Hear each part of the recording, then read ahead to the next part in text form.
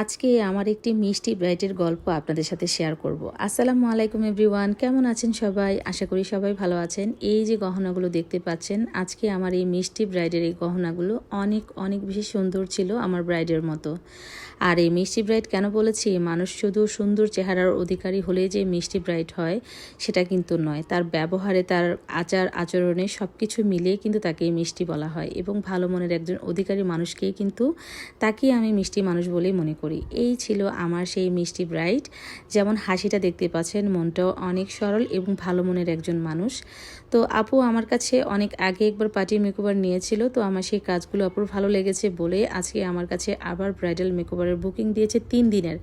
বৌভাত, বিয়ে এবং তার রিসেপশন, 3টা মিলিয়ে তাকে আমি সাজিয়েছি। অনেকেই আপনারা প্রশ্ন করেন যে আমাদের কাছে যারা বুকিং দেন বা আমাদের কাজের সার্ভিস সম্পর্কে জানতে চান, আমরা কি কোয়ালিটি মেনটেন করি কি।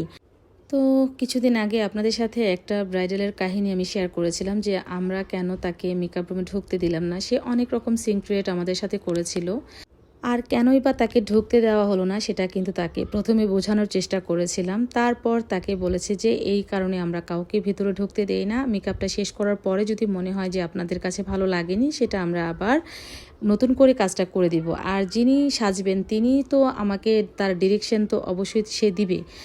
যে যখন আমরা তাকে সাজাই তখন কিন্তু তার স্কিনেই আমরা কাজটা করে থাকি, তার ফেজে কিন্তু আমরা কাজটা করে থাকি। তো সেক্ষেত্রে সে তো সমস্তটাই দেখতে পায়। হয়তো আই লুকটা করার সময় তার চোখটা হয়তো কিছুক্ষণের জন্য বন্ধ থাকে, আর বাকি সময় কিন্তু সে তার লুকটা কীরকম আসতেছে, তার বেসটা আমরা কীভাবে বসাচ্ছি সেটা কিন্তু সে দেখতেছে। তো সেটা দেখার পরেও তার যদি স্যাটিসফ্যাকশনটা না আসে তখন সেটা অন্য বিষয়। আমরা চেষ্টা করি যে আমাদের প্রতিটা ক্লায়েন্ট যেন তাদের 100%-এর উপরে যদি কিছু থাকে সেটা দেওয়ার চেষ্টা করি। তো ক্লায়েন্ট যদি সেটা বুঝতে না চায় সেটা আসলে দুর্ভাগ্য একটা বিষয়, কারণ এটা আমার কাছে মনে হয় এর চেয়ে কষ্টের আর কিছুই নাই। কারণ অনেক ক্লায়েন্ট কিন্তু এই জিনিসটা বুঝতে চায় না। বিশেষ করে যাকে সাজায় তিনি তো হয়তো যে চুপচাপ শুয়ে থাকে, কিন্তু যিনি দেখে তিনি কিন্তু শুধু শুধু মাথার সামনে দাঁড়িয়ে দাঁড়িয়ে অনেক রকম প্রশ্ন করতে থাকে, আমাদের নজরটা সরে যায়। তো অনেক রকম প্রবলেম হয়। তো ঠান্ডা মাথায় আমরা মেকআপ রুমে কাজটা করে ফেলি। আজকে যে প্রোডাক্টগুলো দেখতে পাচ্ছেন, এই প্রোডাক্টগুলো কিন্তু কম বেশি আপনারা যারা বিউটি সেক্টরে কাজ করেন তারা জানেন যে এখানে আমি যে প্রোডাক্টগুলো ইউজ করতেছি এগুলো কি আসলে ভালো প্রোডাক্ট নাকি একদম নন ব্র্যান্ড কিছু প্রোডাক্ট আমি এখানে ইউজ করতেছি, সেটা দেখলে আপনারা বুঝতে পারবেন। তার মানে এই না যে আমরা কাজ সম্পর্কে কিছু জানি না বা কাজটা সেরকমভাবে করতে পারছি না বা আপনাদের কোয়ালিটি অনুযায়ী সেটা হচ্ছে না, বিষয়টা কিন্তু এরকম না। তো যারা মেকআপ রুমে থাকে, যে ব্রাইড মেকআপ রুমে থাকে, তিনি কিন্তু সব কিছু মোটামুটি যদি বুঝে থাকেন তিনি কিন্তু সবই জানে, এবং প্রোডাক্টগুলো তার চোখের সামনেই থাকে যে আমি কোন কোন প্রোডাক্টগুলো ইউজ করতেছি। তো সবাই তো আর এখন আগেকার মতো আর যে কি বলবো যে গ্রাম থেকে উঠে আসা সেই খ্যাত গাইয়া মেয়েগুলো হয় না। কিছু কিছু মানুষ কিন্তু সোশ্যাল মিডিয়াতে এখন কাজ করছেন এবং সোশ্যাল মিডিয়াতে সব কিছু কম বেশি দেখাচ্ছে বা ওনারাও দেখছেন, শিখছেন, তারা কিন্তু অবশ্যই বিষয়টা জানে।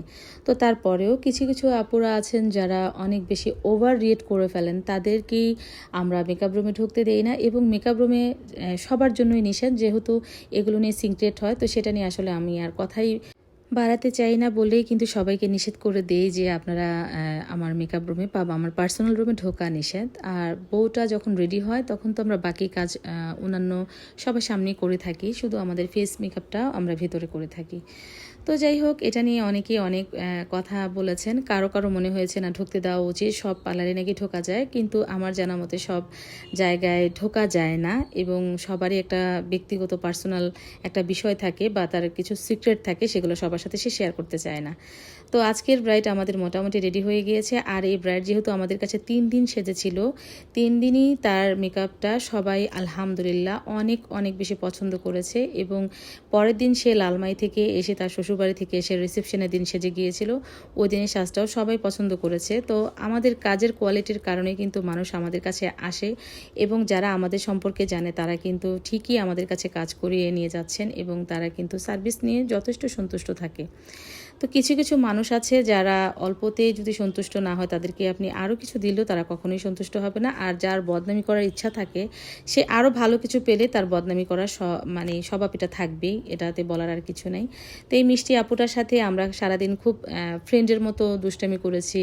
3 দিন আমরা খুবই এনজয় করে ওনাকে সাজিয়েছি। কোনো প্রকার ওনার এই মানে ছিল না যে এটা এভাবে হবে, ওটা ওভাবে হবে। তবে উনি প্রথম দিন এসে বলেছে যে আমার মেকআপটা যেন লং লাস্টিং হয়, এটাই তার রিকোয়ারমেন্ট ছিল, আর কোনো রিকোয়ারমেন্ট ছিল না তার। তো আর আলহামদুলিল্লাহ সে ওভারঅল সব কিছুই পছন্দ করেছে এবং তাদের ফ্যামিলি সবাই পছন্দ করেছিল। তো এটাই ছিল ওনার ফুল অ্যান্ড ফাইনাল লুক। দেখেন মাশাআল্লাহ ওনাকে কিন্তু অনেক অনেক বেশি কিউট লাগতেছিল। তো যেহেতু উনি আমার কাছে এর আগে আরও 3বার পার্টি মেকআপ নিয়েছিল ওনার মামার বিয়েতে, ওই সাজটাও সবাই পছন্দ করেছিল। তো আমি চেয়েছি যেন ওনার মনের মতো করে ওনাকে সাজিয়ে দিতে পারি। তো সেটা আমার মনে হয় আমি কিছুটা হলেও পেরেছি। আমার ব্রাইডই কিন্তু আমাকে বলেছে যে না, তার কাজগুলো অনেক বেশি ভালো লেগেছে। তাই তো আমাদের এখানে কিন্তু কোনো প্রকার লাইট ছিল না, আর আমার নর্মাল যে লাইট ছাড়া যতটুকু আলো ছিল সেই আলোতেই কিন্তু আমি ভিডিওগুলো করেছি। একদম রিয়েল যে তার লুকটা সেটা যেন আসে, তো সেটাই কিন্তু আমি আপনাদের সামনে তুলে ধরার চেষ্টা করেছি।